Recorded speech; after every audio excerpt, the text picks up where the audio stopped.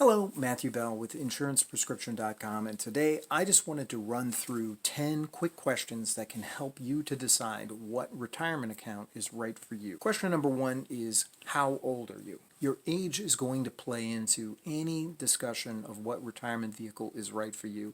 And part of the reason for this is that many retirement vehicles, particularly tax-qualified vehicles, ones that are employer-sponsored, or ones that have annuities, are going to be subject to something like what is called the 59.5 rule. And that rule basically specifies that you are unable to touch money in those accounts until you are at least of the age of 59.5. Now, there are several reasons for this. I've gotten into some of this in other videos. I'll put some links in the description. But the 59.5 rule essentially is trying to prevent a person from using some accounts that are earmarked as retirement accounts for any purpose other than for retirement savings. So they don't want somebody who is 30 years old to use a retirement account as a short-term investment vehicle. They want that person to be able to use that account for retirement savings only. Now, a second question relevant is going to be, what is your current income level? And a corollary to that is, what is your current tax bracket? Now, these questions are going to be pertinent because a number of vehicles are going to differ in terms of whether or not you pay tax now or you pay tax later. So for example, with the traditional IRA, money you contribute to that account, you are going to get a tax deduction on the contribution versus money you might put into a Roth IRA, you are going to get no tax deduction the year you put that in. Now, there are requirements and limitations, restrictions around how much money you can make and still get the relevant deduction for the IRA or even contribute to the Roth. Once again, I'll put a link in the description for videos where I go more in detail into these different vehicles. But suffice it to say that these considerations are going to be important when you're trying to decide between one vehicle or other. Now, the follow-up question, and one of the reasons that's very important, is going to be the third question is, do you expect your tax burden to be greater in the future or lesser in the future? So for example, if you are putting money away into a vehicle where you are pushing the tax burden down the road, you're getting a deduction this year, the earnings are growing tax deferred, that would be ideal if you think that your tax liability is going to be less in the future. If you think, on the other hand, that your tax liability is going to be more in the future, then you really wouldn't want to push your tax burden down the road. You might want to settle that tax burden up now. So a Roth IRA is going to be more suitable for people who think that they might be in a worse tax situation down the road, and the traditional IRA, 401k, and other employer-sponsored plans might be a better choice for somebody who thinks that their tax liability is going to be less. Now, in general, when the 401k first came out, the idea was that while you are in your income earning years, you're going to be in a higher tax bracket than you will be in when you retire. When you retire, the idea is you're going to take a pay cut, and if you are able to put money away while you're in the higher bracket, but not pay tax until you're in retirement, you stand to save some money. The joker in that deck, as I have stated in other places, is the fact that the tax percentages that attach to this bracket and this bracket are not fixed for all time.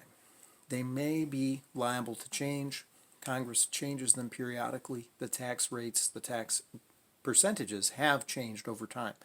So if you think that we might be in store for a tax hike, then you might think, even if you drop in terms of bracket in retirement, if the tax rate goes up, you might end up paying more or the same amount of taxes in the future. It's very hard to tell, but these are some of the questions that you at least want to start thinking through when you make your decision about what retirement vehicle you want to avail yourself of. Another question is, what do you have in place right now? So if you have, for example, through your work, let's say you have access to a 401k, let's say you're contributing to the 401k, it might make sense for you to open up a Roth IRA, maybe, to spread some of the tax liability around. Perhaps you want to have one vehicle that is your conservative assets, one vehicle that is more risky assets. There are a number of different aspects to this. I cannot give investment advice. This video is for general informational and entertainment purposes only. If you need specific personalized recommendations, please consult with a financial advisor or an investment broker near you, somebody who is familiar with your personal situation. Another question is going to be, what are your current income and expense ratios? What is your current level of income? What are your current expenses? This is important because you want to have an idea not only of how much you can afford to put into retirement accounts. Specifically, you want to watch if there are any surrender charges, if the 59.5 rule applies, You want to make sure that you have some basic emergency funds and so on in place so that in the event that you needed to get some emergency money, you may not have to tap into your retirement account, particularly if you're going to be penalized for that.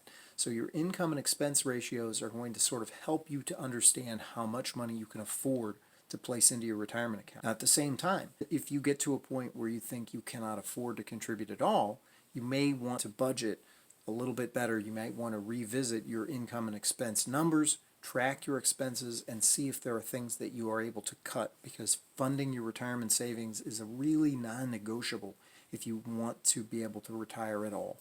A sixth and related question that's an outgrowth of the previous is, what do you expect your expenses to be in retirement? When you think about the amount of money that you're going to require in retirement, both in terms of an asset and in terms of an income stream, your anticipated level of expenses is going to be one of the primary concerns that are going to help you to develop the answer to that question. A related concern or question is going to be, what expenses do you anticipate being able to cut in retirement?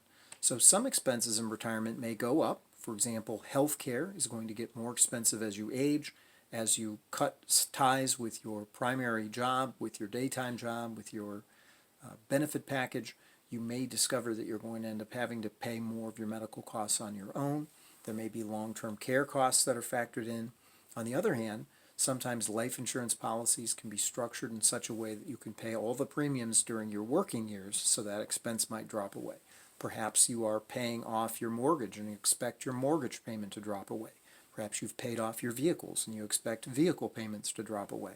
So take a careful look at the expenses that you have presently, and also a careful estimate. Make a guess, a series of guesses about what expenses you're going to have in retirement and which ones may be able to be cut or which ones might drop away naturally. Another concern is going to be, what is your Social Security benefit? If you don't know what your Social Security benefit is now, go to ssa.gov, that is the Social Security Administration's website, ssa.gov, and through answering a series of questions, they will verify your identity, and then they will send you their projections for your Social Security benefit. Now, this is going to be an important part of your planning. When you think about the amount of Social Security benefit that you're entitled to or that you expect to have, you want to factor that in, at least on the income side of things.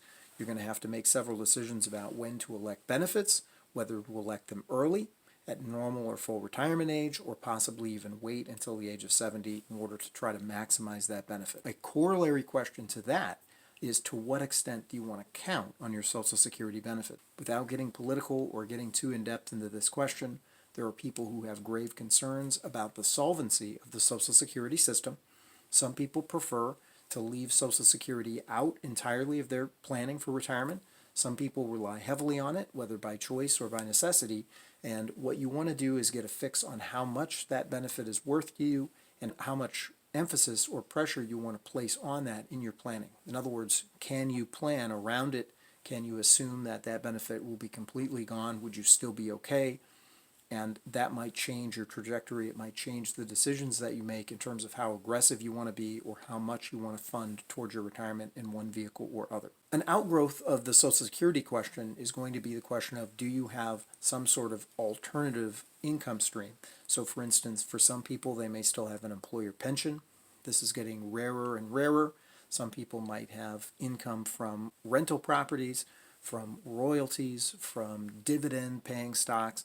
There may be a number of different places. Is there some other place that you can expect to get some income in retirement, or is everything going to be on you and on you funding your own private retirement accounts, like your 401k, your IRA, whatever you have? One final question, number 10, is going to be the question of, what conception of retirement do you have? What is your goal for retirement? Is your goal to stop in your day job and to live entirely off of passive or other income streams that you've generated? Are you happy in your day job and are going to continue as long as you are physically able? Are you going to get into what is called a hybrid retirement, where perhaps you stop going to your day job, but you pick up some other sort of part-time job on the side? When you make decisions like this, and you don't have to set anything into stone particularly, but you want to have a clear idea about whether or not your retirement savings is enough to fund your conception of retirement, whether or not your expenses are such that any savings you're able to accumulate realistically will be able to cover them, and you want to have at least a knowledge of some of your options. I've done an entire video on 7 different conceptions of retirement. I will also put a link in the description below. That video sort of surveys the landscape in terms of what the different options are and what might incline a person to select or to think about one option over another. I have simply tried here to give you a sense of some of the questions that might be relevant. I know I haven't really mapped certain answers onto certain vehicles because part of it is going to be that will be a very complex and sort of involved conversation, and you'll want to include your financial advisor into that discussion. If you found something of use in this video, please like the video, subscribe to the channel, and check back for further content. I appreciate you being with me today.